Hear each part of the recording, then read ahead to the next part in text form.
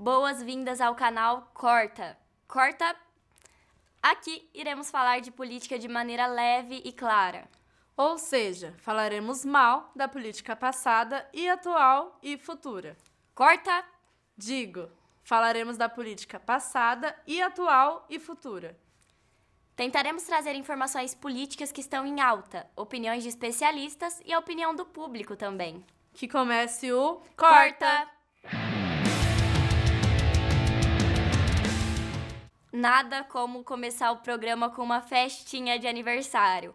Afinal, quem não ama comemorar o aniversário do grande grito da independência que ocorreu há 201 anos?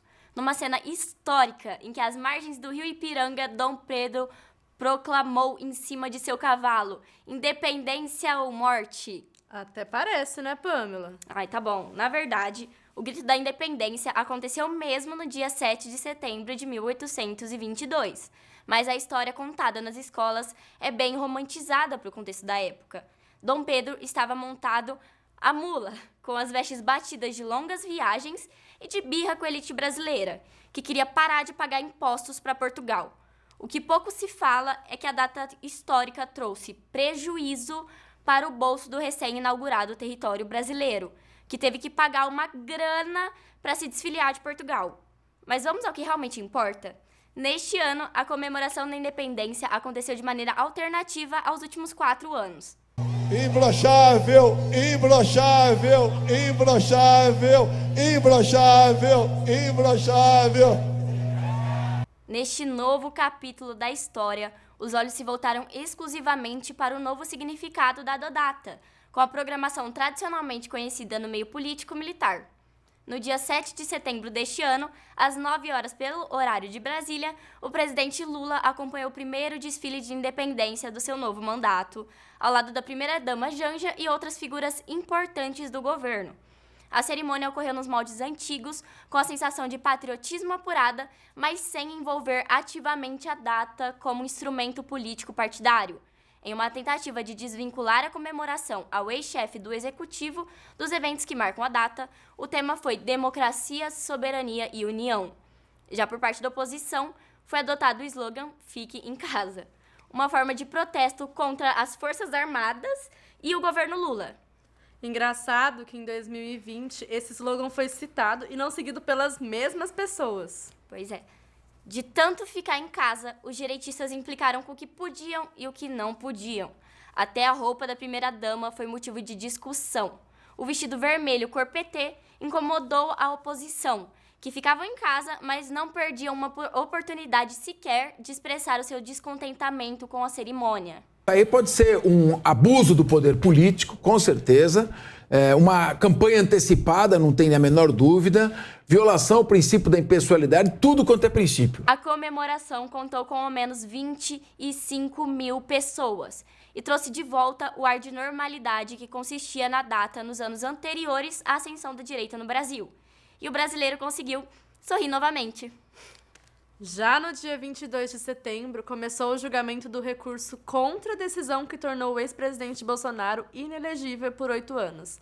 Lembrando que ele virou inelegível porque o TSE reconheceu que o ex-presidente cometeu abuso de poder e uso indevido das redes sociais. Melhor falando do Telegram, né? Os ministros Benedito Gonçalves e André Ramos votaram pela rejeição do recurso no dia que o julgamento foi liberado. Mas o resultado final só foi decidido no dia 28 de setembro. E pelo voto geral, o recurso foi negado pelo tribunal. E o ex-chefe do executivo continua inelegível. Os advogados do Bolsonaro alegaram no recurso que ele teve seu direito à defesa cerceado e que as questões apresentadas não foram analisadas de forma correta. Cerceado significa restringido, diminuído, limitado, igual ao que o ex-presidente tentou fazer com as medidas protetivas na pandemia. Como falei do ex-presidente, preciso falar do atual também. O Datafolha realizou uma pesquisa com 2.019 pessoas em 139 cidades para analisar o índice de aprovação e rejeição do governo Lula. Os dados apontaram que 38% dos entrevistados aprovam o modelo governamental, 30% acreditam ser regular, e 31% avaliam a gestão como ruim ou péssima. A popularização do governo Lula é maior entre os nordestinos, as pessoas menos escolarizadas e os mais pobres. Quem diria, né? E para a surpresa de alguns e não de outros, a reprovação é maior entre os sulistas, o que ganham de 5 a 10 salários mínimos, e os evangélicos. E ainda recitando Datafolha, sou obrigada a fazer comparações a governo passados. Considerando o mesmo tempo de mandato, que são 9 meses, o ex-presidente Fernando Henrique tinha 15% de reprovação em 1995, enquanto a Dilma Rousseff marcava 11% de reprovação em 2010. Já no governo Bolsonaro, em 2020, o índice de reprovação foi de 38%. Mesmo assim, esses números não impediram uma breve aglomeração em meio pandêmico. No dia 7 de setembro daquele ano, apoiadores do ex-presidente se reuniram em frente ao Palácio da Alvorada, no mesmo dia em que os números de mortes por Covid-19 atingiram 127 mil. Na última semana, a Câmara dos Deputados aprovou os projetos de lei da mini-reforma eleitoral, que agora estão em análise do Senado Federal. Há dias nas mãos dos senadores, o presidente do Senado, Rodrigo Pacheco, explica que, por serem temas significativos capazes de alterar a maneira como são conduzidas as eleições do ano que vem, não pode ser votada de forma ansiosa, sem antes passarem por uma análise aprofundada. Totalmente oposta à cautela do Senado, em apenas 2 dias os deputados aprovaram regras que alteram as eleições municipais de 2024. Esse conjunto de novos projetos foram elaborados no grupo de trabalho conduzido pela deputada Daniele Cunha, sim, filha do ex-presidente da Câmara, Eduardo Cunha, o que não acreditamos ser nepotismo. Para valer nas eleições de 2024, os senadores terão que presidir uma votação para que a então proposta seja sancionada pelo presidente Lula até o dia 6 de outubro. A lista de possíveis mudanças decorrentes da mini-reforma foi separada em 4 grupos. Os pontos das propostas que concernem a participação da mulher na política estão no grupo de candidaturas femininas. Grupos, contas partidárias e eleitorais, elenca transformações e admite novas ordens para o uso de recurso público na política brasileira. Já o que refere-se a campanhas eleitorais, sejam ou não em época de eleição, estão agrupadas em propaganda eleitoral. As outras mudanças, que não se encaixam nenhum nem o outro, foram colocadas no grupo Outras Mudanças. Interessante destacar que em cada grande grupo existem propostas para serem olhadas mais de perto. O projeto aprovado pela Câmara dos Deputados planeja o repasse mínimo de recursos a candidaturas femininas e negras. De acordo com o projeto, o repasse de recursos do fundo eleitoral deverá ser proporcional ao número de candidaturas negras e femininas registradas. Na prática, se houver 50% de candidaturas femininas ou negras em uma eleição, os partidos devem destinar o mesmo percentual dos fundos a essas candidaturas. O texto também prevê regras para a distribuição de recursos de fundos partidários e eleitorais em campanhas femininas, permitindo a possibilidade de que as verbas sejam usadas para candidatos homens. Não o suficiente, a cota mínima de 30% de candidatas mulheres pode ser preenchida por apenas uma federação, ao invés de cada partido individualmente.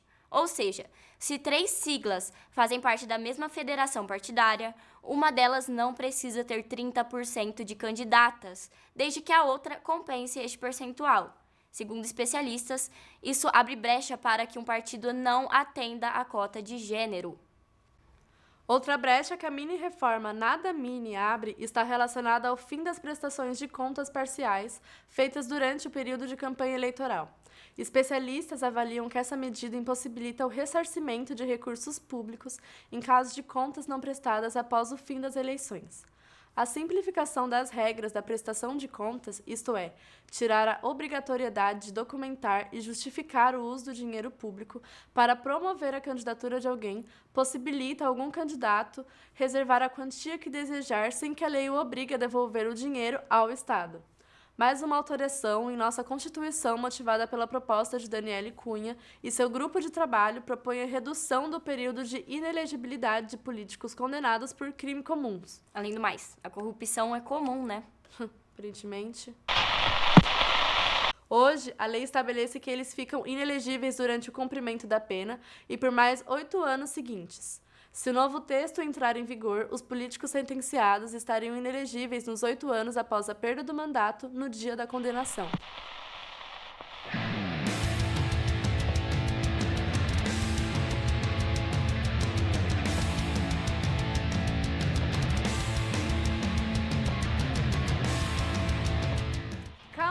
calma!